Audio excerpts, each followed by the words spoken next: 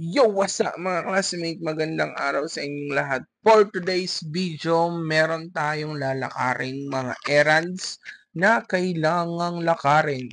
And yes, sakto nga dahil brownout for today's video, ito yung pagkakataon natin na lumabas at harapin ang bukas.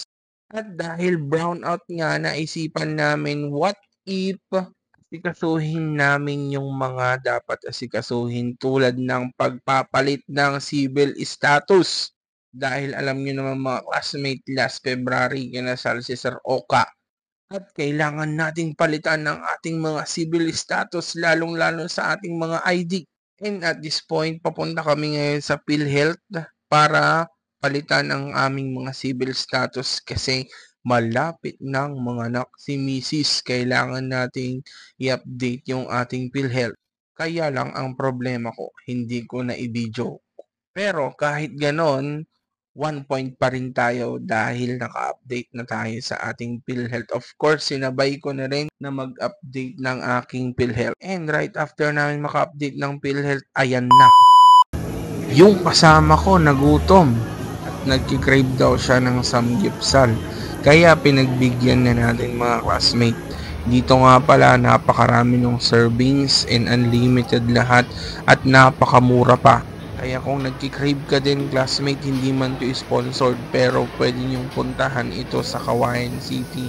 Ang pangalan niya ay Pig Out Korean Grill and Hot Pot mga classmate. Napakasulit at napakasarap. Siguradong uuwi kang busog. Lahat ng nakikita niyo dyan mga classmate ay unlimited at anlisawa. And syempre busog na busog tayo dyan. And right after dyan mga classmate, tumuloy na ulit kami magbiyahe papunta naman sa BIR para mag-update ulit ng ating civil status mga classmate. Habang nagbabiyahe nga dyan kami mga classmate, meron akong isang na-realize na ikaw na nanonood, hindi ka pa pala nakasubscribe.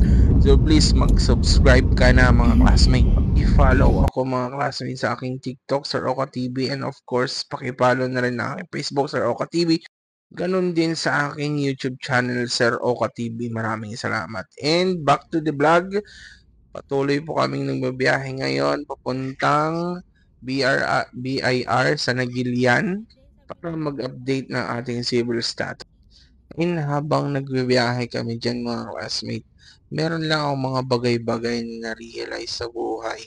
Habang tumatanda pala tayo mga classmate, dumadami yung ating responsibilidad at nagiging mature tayo sa mga bagay-bagay. Parang kailan lang mga classmate ang sarap bumalik sa pagkabata na ang pinoproblema mo lang ay yung mga kalaro mo ng tago-taguan na umuwi na sa bahay nila at hindi mo na sila mahanap kasi umuwi na sila. Ang problema lang natin ng mga bata tayo ay kung ano ang bibilihin natin na sa piso sa dinami-dami ng pagpipilian nating mga chicheria. Nakakamiss lang yun mga classmate, yung mga ganong bagay. And ngayon dahil tumatanda na tayo, marami ng responsibilidad tulad ng anong ulam mamaya. Ano na naman kayang i-content ko mamaya. At kung magbabalikan pa ba si Katniel, mga ganong problema na ang pinoproblema natin mga classmate. Pero ganun pa man, pasalamat pa rin tayo sa Panginoon dahil palagi niya tayong ginagabayan at binibigyan ng lakas ng loob. Kaya ikaw na nanonood classmate, kung may pagsubok ka mang pinagdadaanan, daanan mo lang. Huwag mo lang tatambayan classmate. So that's it mga classmate. Maraming salamat sa panonood. See you classmate in my next vlog. Bye! Shoutout nga pala sa mga nagpapa-shoutout sa akin ng ating last video. Shoutout sa iyo, Jezreel Ramos.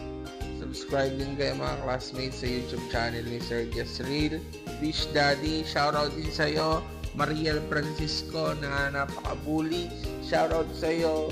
April John Martin aka Dimple Martin. Shoutout sa iyo. Boss Ramil de la Cruz.